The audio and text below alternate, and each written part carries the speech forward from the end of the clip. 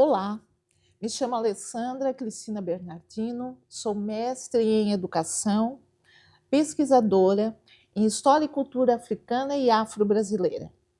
Venho trazer para vocês hoje um pouco das percepções da temática da educação das relações étnico-raciais.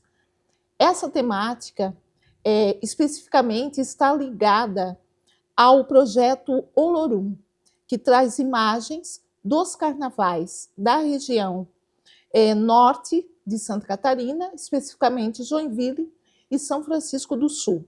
Linkadas a essas imagens, a esse projeto de fotografia dos carnavais, nós trataremos da temática de Erer, que é uma temática ligada à Lei 10.639, de obrigatoriedade da história e cultura africana e afro-brasileira nas escolas do país. Então, para entender um pouco por que essa legislação é obrigatória e por que ela existe no nosso país, nós precisamos fazer um percurso histórico dentro da educação brasileira. Nós tivemos no Brasil 2 decretos que impediam a entrada de filhos de escravizados na escola pública. O primeiro, instituído em 1854, o Decreto 1331, estabelecia que nas escolas públicas do país não admitiam escravos e dependiam da disponibilidade do professor para dar aula a essas crianças. Lembrando que em 1854 e em 1878, as pessoas ainda viviam no sistema de escravização. Esse período prejudicou o percurso escolar de muitos dos brasileiros, dos afro-brasileiros, porque tanto em 1854 quanto em 1878, nós já tínhamos pessoas que eram afro-brasileiras, então falavam a língua portuguesa e ficaram sem ser alfabetizadas.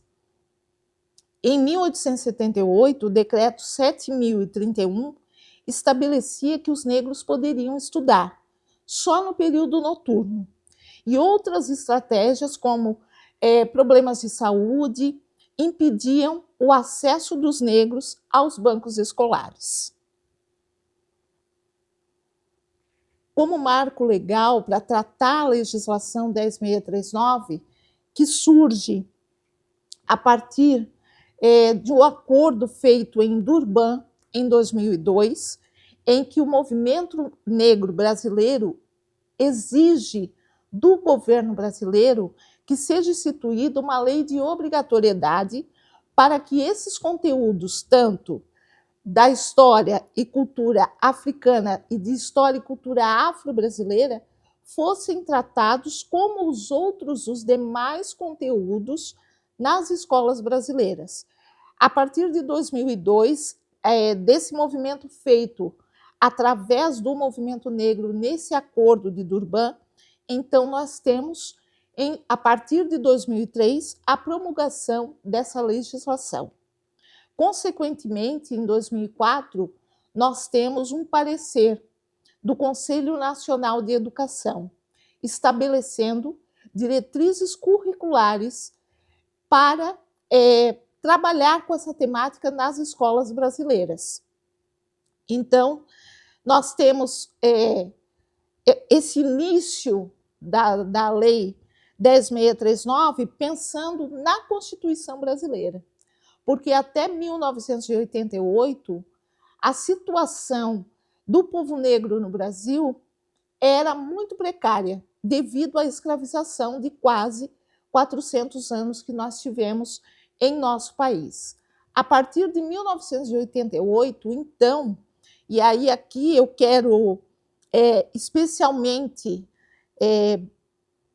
falar desse artigo 5º, que é um artigo que trata da igualdade do Brasil, começa a discutir essa igualdade brasileira, que traz a população do Brasil para a sociedade. Então, as pessoas são vistas a partir do artigo 5º, que diz que nós somos todos iguais perante a lei, traz essa humanidade para a população negra brasileira dentro da sociedade. Institui, então, a cidadania para as pessoas. Em 2003, nós temos a promulgação da lei, que altera a LDB. A LDB é a maior legislação dentro da educação brasileira, que trata de todas as diretrizes, de todos os conteúdos escolares, por disciplina.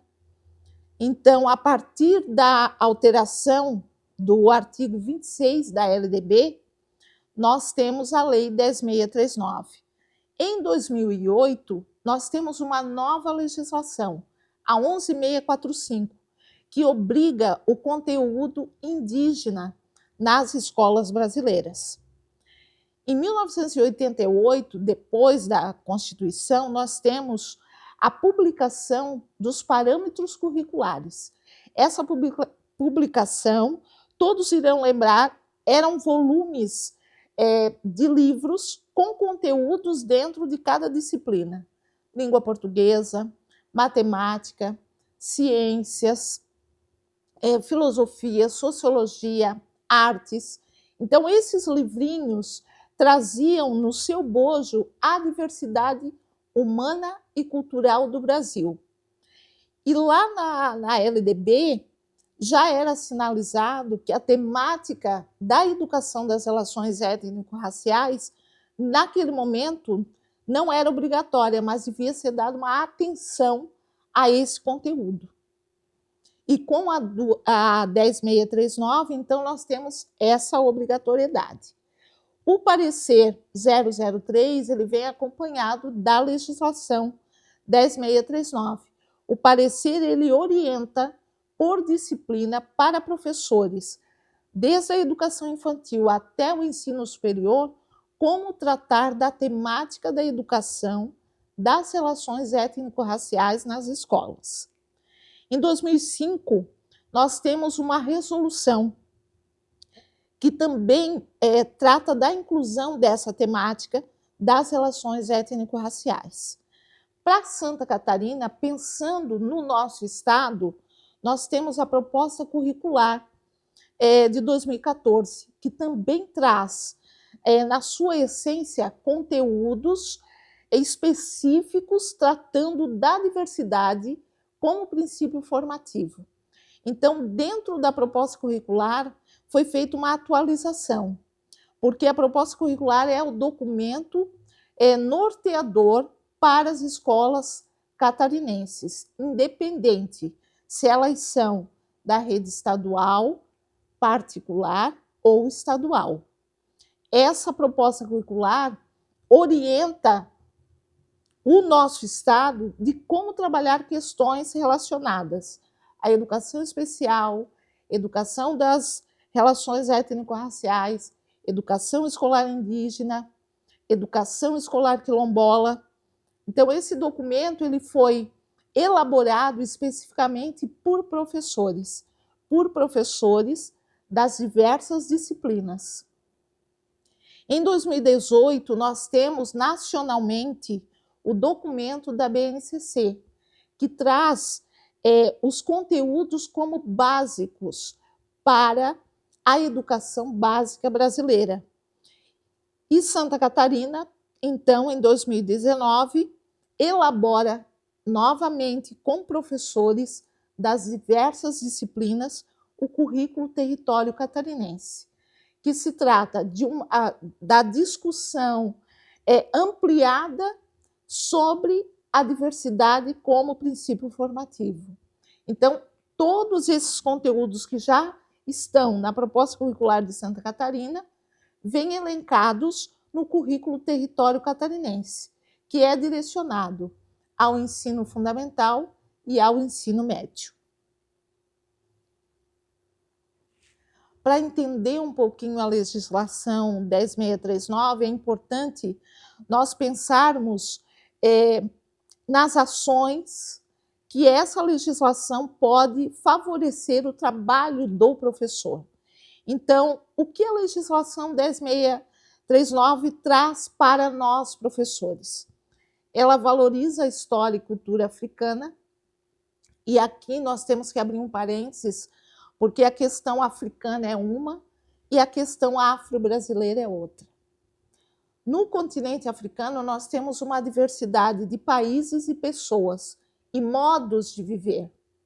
No Brasil, toda essa diversidade que foi trazida forçadamente com as pessoas e com os seus modos de vida, no Brasil isso foi reestruturado, foi reorganizado. Por quê? É importante nós pensarmos que o nosso estudante, que a população brasileira, a população negra brasileira, é descendente de africano e não de escravizados. Então, a essência da história e cultura africana, há uma diversidade. A história afro-brasileira, dentro da diversidade da história e cultura africana, cria no Brasil um modo de vida após a chegada forçada de pessoas negras escravizadas nesse país.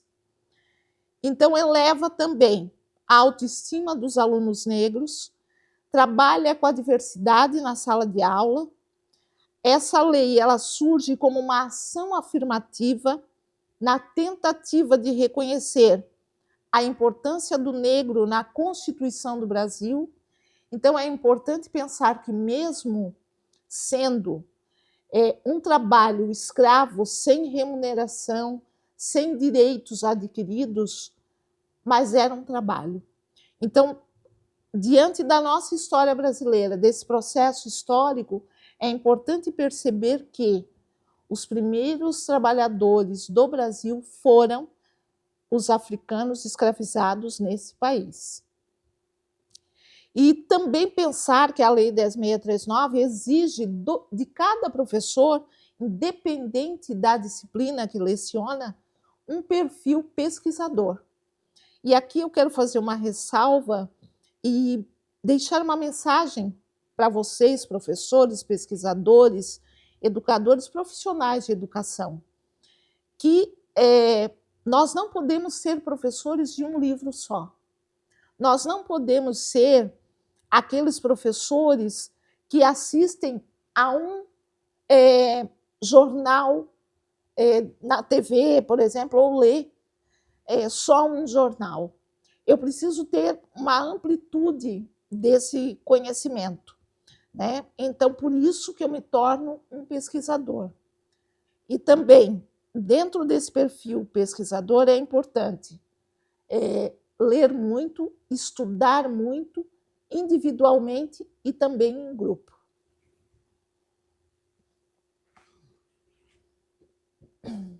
Aqui nós temos um quadro que traça a história e cultura africana no nosso país e que traz a riqueza, o legado dos africanos para a história e cultura afro-brasileira.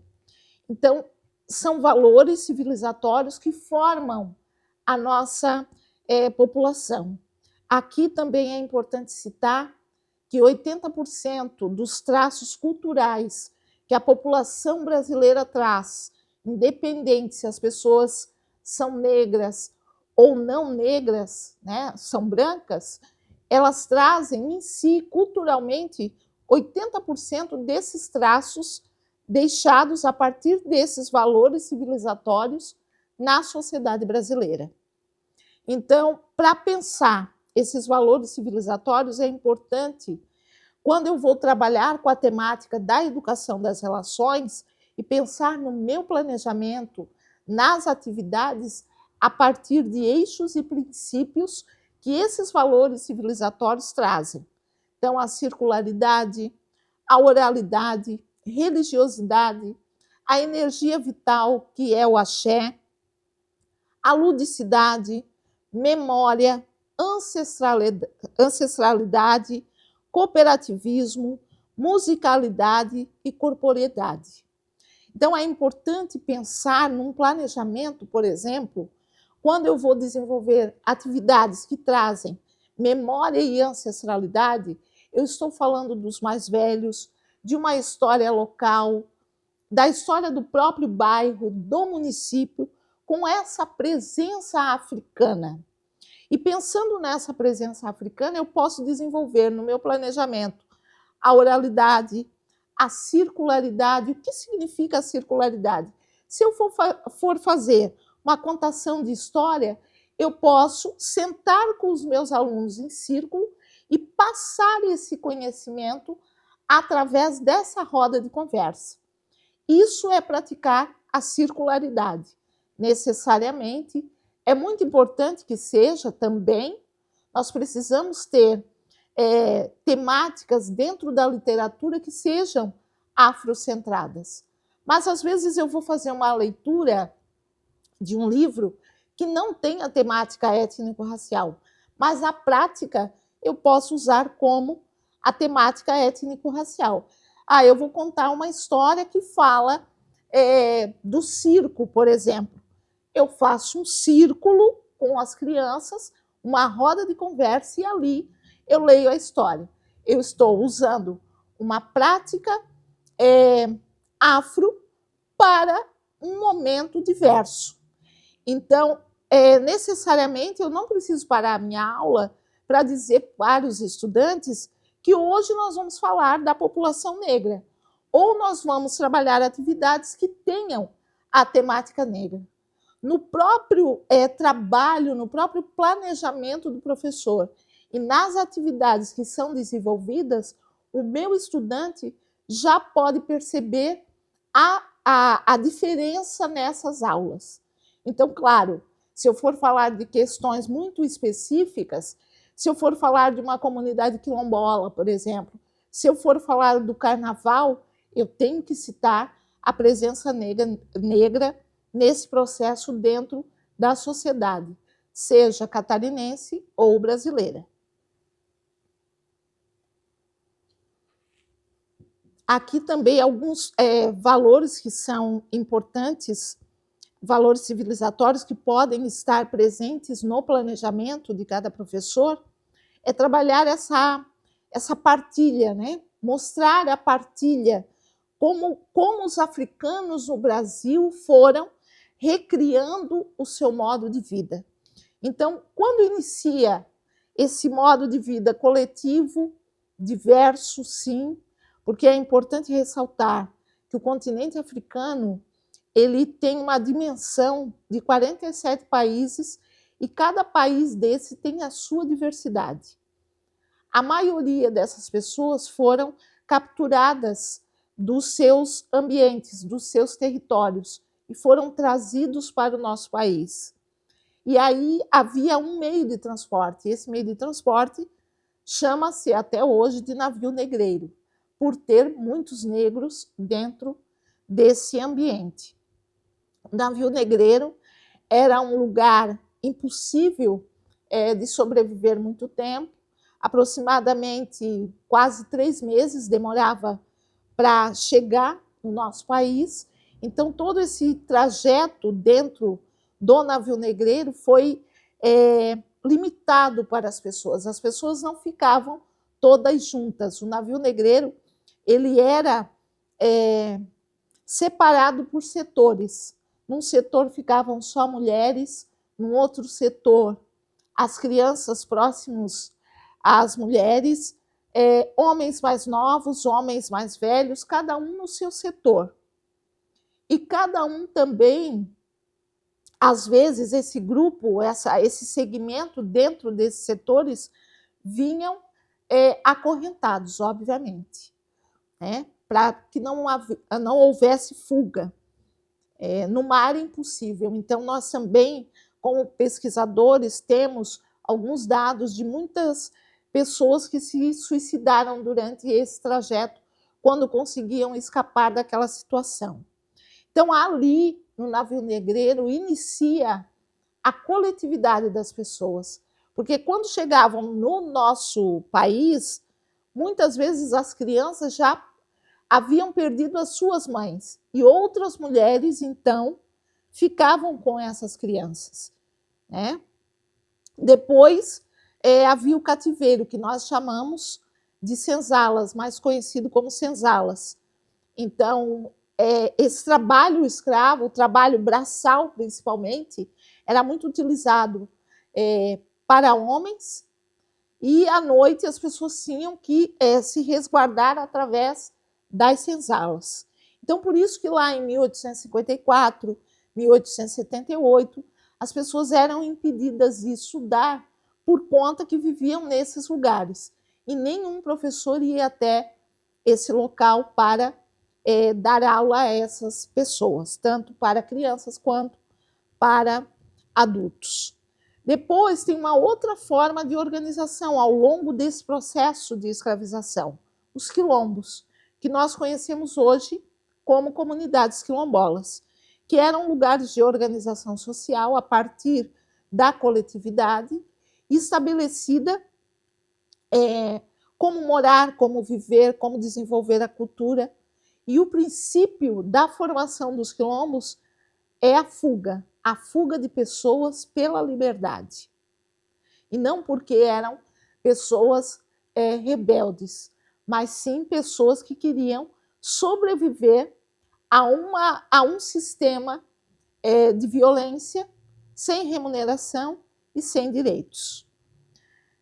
Depois, os rituais religiosos. Então, nós temos, posso dar um exemplo aqui muito próximo de nós, por exemplo, o Catumbi, que é uma manifestação afro-religiosa e que acontece na comunidade quilombola de Itapocu, próximo a nós, que fica no município de Araquari. É um ritual religioso ligado ao sincretismo, porque tem algumas atividades dentro desse ritual que são totalmente africanas, dentro da Igreja Católica. Então, é a coroação de rei e rainha, que acontece sempre no mês de dezembro, desde 1850, nesse território, e que tem o sincretismo religioso, porque une elementos africanos com elementos da Igreja Católica. Os clubes negros, por exemplo, também nós temos um exemplo muito evidente no nosso município, que é a Sociedade Quênia Clube, que completará 65 anos de existência. Também é uma organização, um território negro, que tem essência negra, que se forma na década de 60 para acolher pessoas negras dentro da recreação e lazer, porque outros clubes em Joinville não aceitavam a entrada de pessoas negras. Então, esse lugar ele começa a se formar, primeiramente, para acolher essas pessoas negras. Mais tarde, ele se torna um patrimônio da nossa cidade e acolhe a todos, a toda a sociedade, mas tem uma essência negra. E os movimentos sociais? Os movimentos sociais, qual é o objetivo principal do movimento social? Reivindicar direitos para a população negra, na saúde, na educação, na habitação e assim por diante. Dentro daqueles valores civilizatórios que eu passei, que trata da oralidade, da circularidade, da ancestralidade, nós desenvolvendo projetos, planejamentos, atividades com a temática das relações étnico-raciais, nós vamos trazer humanidade para a população negra, vamos trabalhar com a memória, com a história, com o saber, com a religiosidade, com a cultura negra, com o corpo, a relação com as famílias, a socialização das crianças, a escola e o currículo, o ensino e o antirracismo, o saber escolar e a questão interdisciplinar. Então, professores de várias disciplinas podem elaborar um projeto designado a temática africana e afro-brasileira dentro da rede estadual, da rede municipal, da rede privada, pensando na história local e na história nacional que temos sobre a cultura negra, valorizando essas questões civilizatórias que dão o objetivo maior de desenvolver os valores civilizatórios com estudantes numa escola, é trazer essa história e a humanidade à população negra. Alguns fatos históricos que fazem com que seja pensada essa legislação como obrigatoriedade no nosso país. Então, o tráfico negreiro, os quilombos, a abolição, e aqui tem um parênteses não, uma barrinha que coloca ali, Lei Áurea. E aí aqui uma curiosidade, só para que nós possamos saber. A Lei Áurea é a menor lei do mundo, porque ela só tem um artigo, né, que diz que estão livres os africanos, né, os negros escravizados estão livres. Então, a lei Áurea, perdão, é a menor lei do mundo. Depois, mais tarde, nós temos ações do movimento social negro, e um deles foi criar o Teatro Experimental do Negro, liderado por Abdias do Nascimento. Abdias do Nascimento foi o nosso primeiro senador negro e também o grande artista que traz pessoas negras para o teatro, porque na década de 50, 60, as pessoas negras não tinham possibilidade de estar em lugares como uma roda de samba, um teatro, fazendo música. Por quê? Porque era proibido a expressão do corpo negro na sociedade. Quem inicia com as cotas para que essas pessoas pudessem estar em lugares que pudessem mostrar a sua arte é o Teatro Experimental do Negro e também o futebol.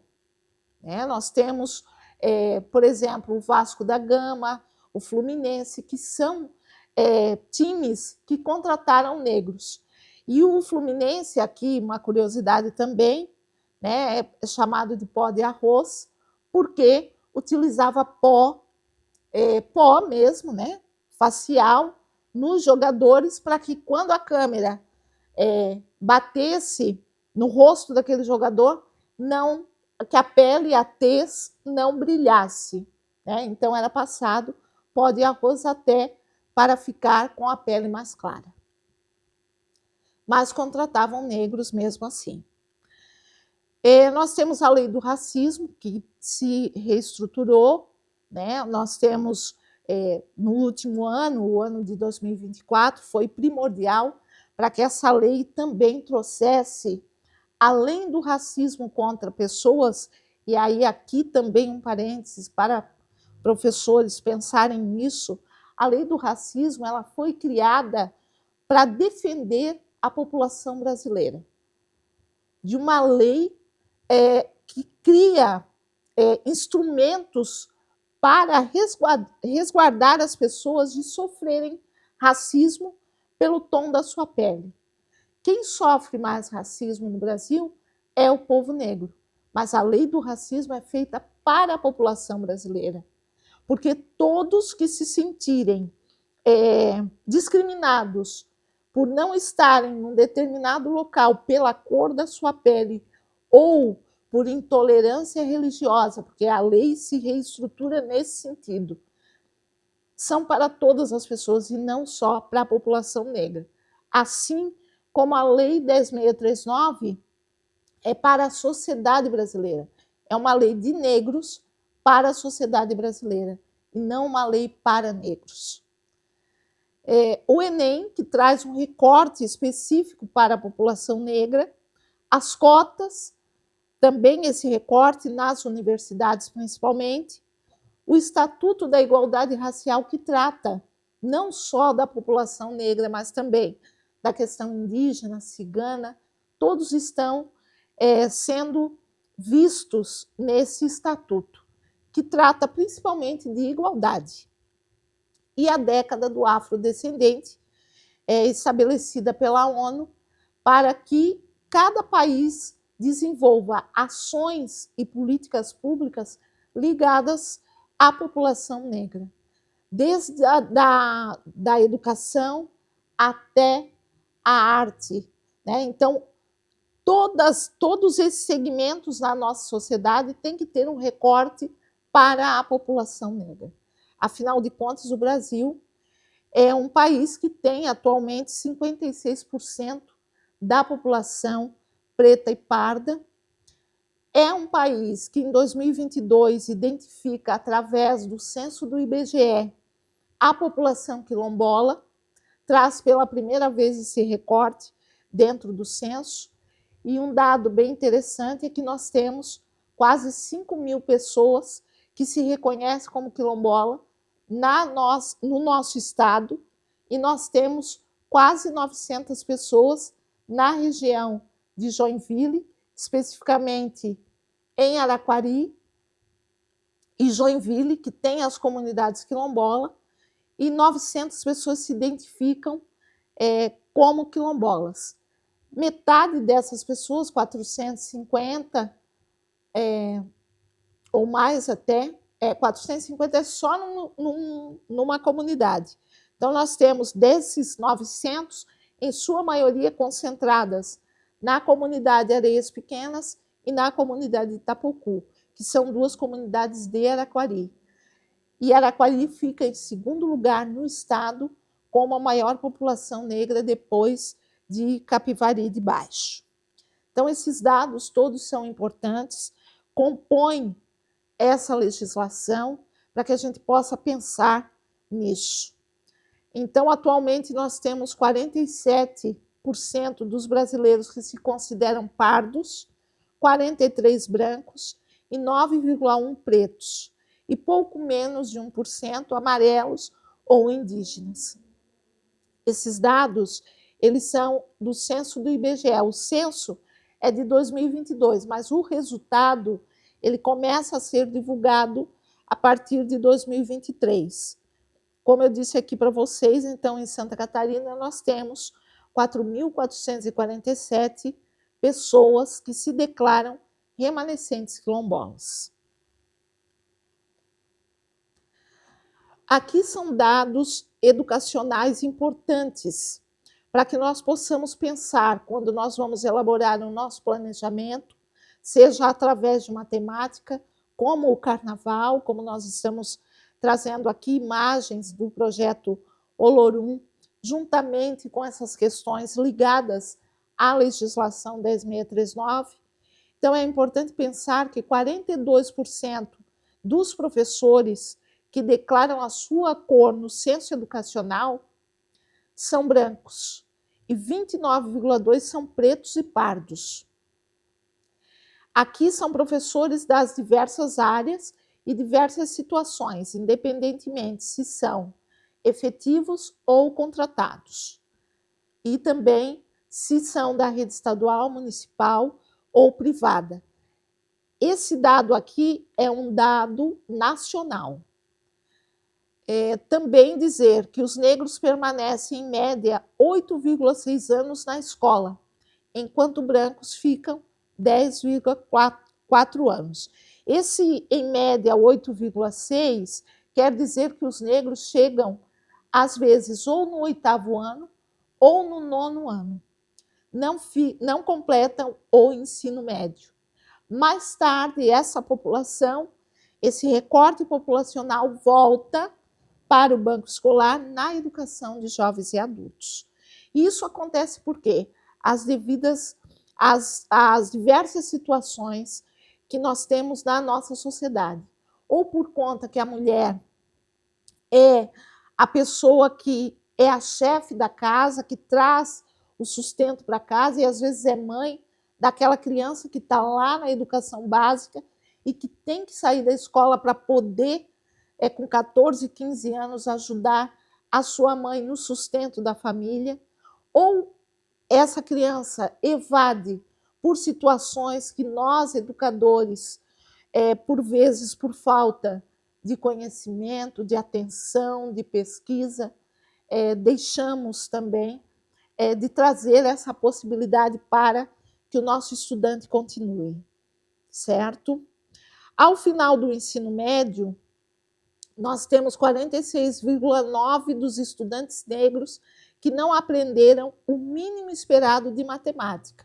Então, matemática e língua portuguesa são disciplinas críticas, disciplinas que têm o maior número de aulas e que nós, professores, profissionais de educação, nós temos que dar atenção a essas disciplinas e atenção também aos estudantes. Então, isso é um fator também que esse estudante nos indica. E esses dados aqui não são dados criados da nossa cabeça, são dados que estão no censo escolar educacional.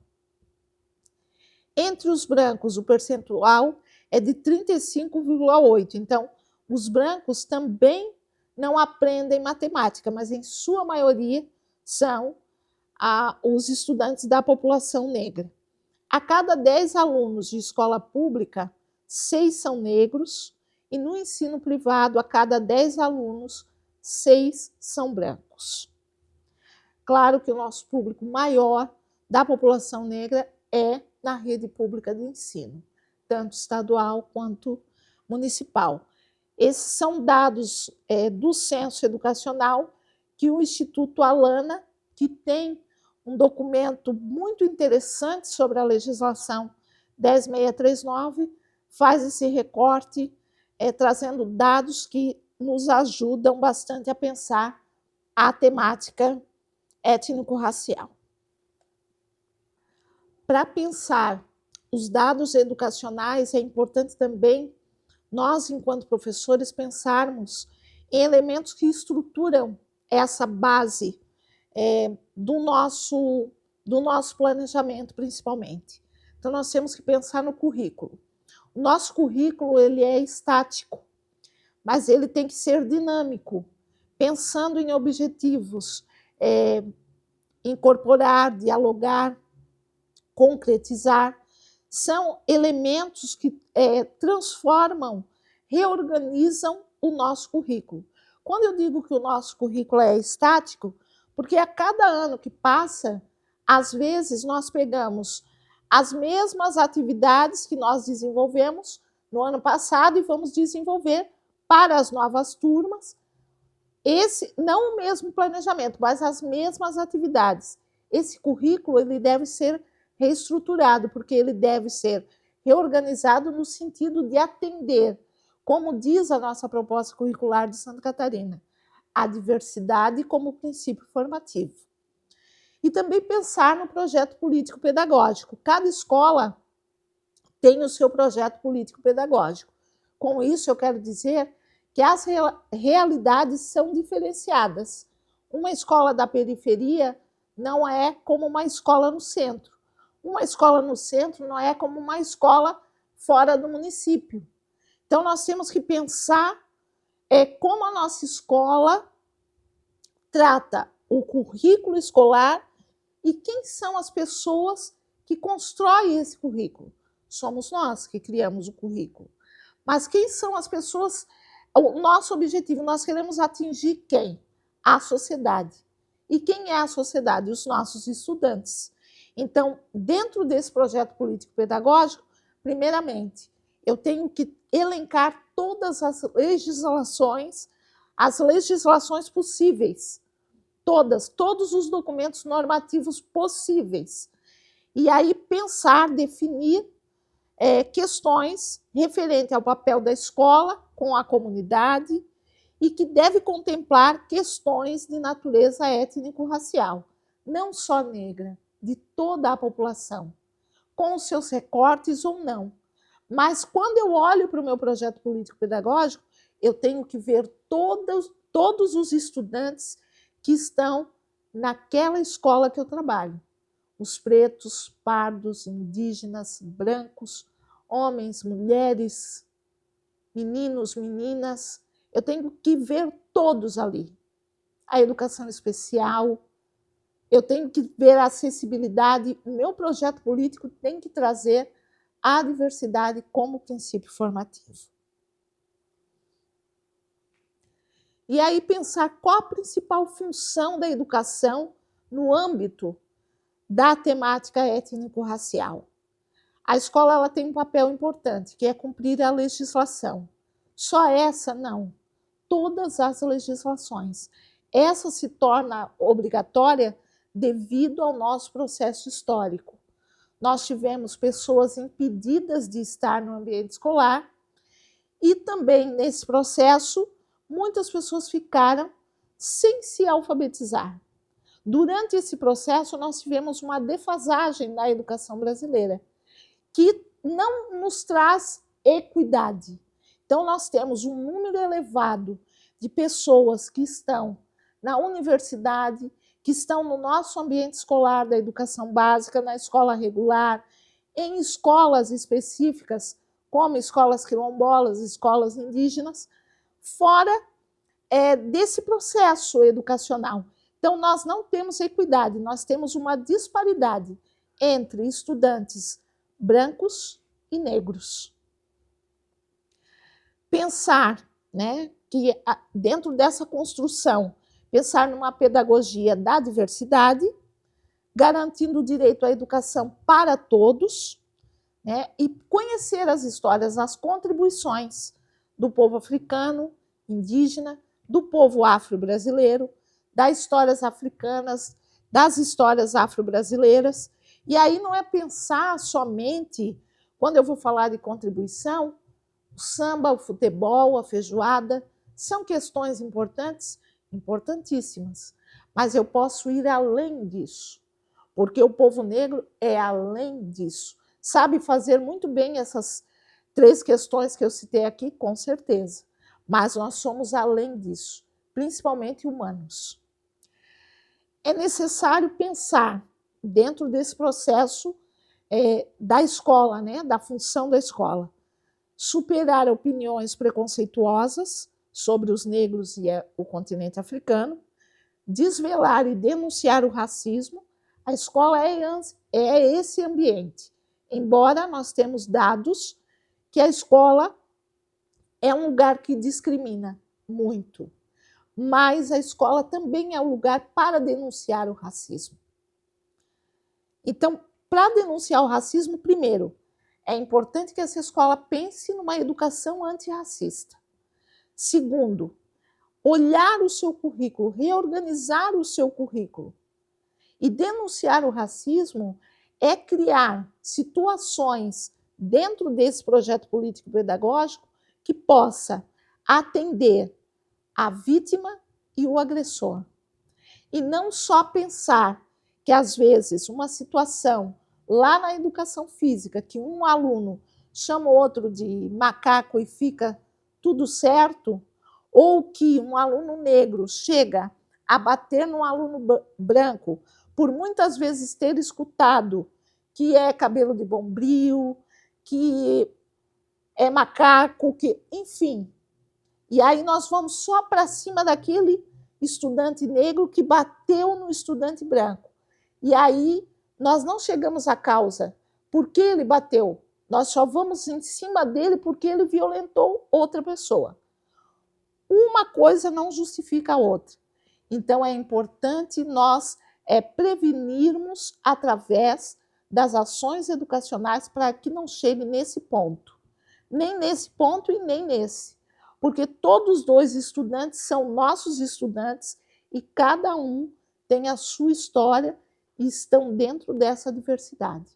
Então, pensar num planejamento que discuta a diversidade e traga, denuncie qualquer tipo de violência, principalmente o racismo, né, a violência de gênero, a violência contra a mulher especificamente, isso tudo tem que ser combatido no ambiente escolar. E implementar ações afirmativas e ter uma atitude antirracista. Não adianta eu não ser racista, eu tenho que ser antirracista.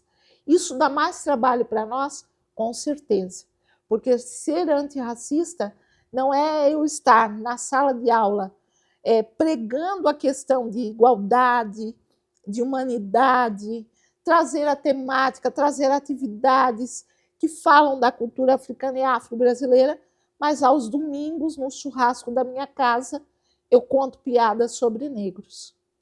Então, nós temos a educação antirracista nos molda, nos coloca dentro de uma situação que todos nós temos que nos policiar, e não porque existe uma legislação, e sim porque eu tenho que ter respeito com cada ser humano que está à minha frente, ao meu redor, nas minhas relações. Aqui eu trago algumas referências, e aí, além dessas referências que eu trago, que são documentos norteadores, né? As orientações e ações de ERER, que a gente chama, de 2014, é um livro bem interessante que fala desde a educação infantil, como tratar a temática na escola, através das disciplinas, no projeto político-pedagógico, no meu planejamento. É um documento orientador, que trata desde a educação infantil, inclui as especificidades, como a educação escolar quilombola, até o ensino superior. Também a educação de jovens e adultos. Nós temos um livro que trata do currículo, e aí quem escreve esse livro é a professora Nilma Lino Gomes, que já foi nossa ministra, né? E ela traz, porque a professora Nilma, ela é uma professora de universidade e que trabalhou muito tempo na educação infantil. A professora Nilma, antes de ser ministra e professora de universidade, ela foi professora de educação infantil e sempre foi ligada ao movimento social negro. Tanto que essas indagações sobre o currículo surgem dessa trajetória que ela tem na escola pública, no ensino superior e no movimento social negro, que ela trata como o movimento educador, que o movimento social negro no Brasil é um movimento educador. E nós temos também como referência aqui a proposta curricular de Santa Catarina, que é a formação integral na educação básica, que traz a diversidade como princípio formativo e que foi elaborada genuinamente por professores da Rede Estadual do Ensino de Santa Catarina.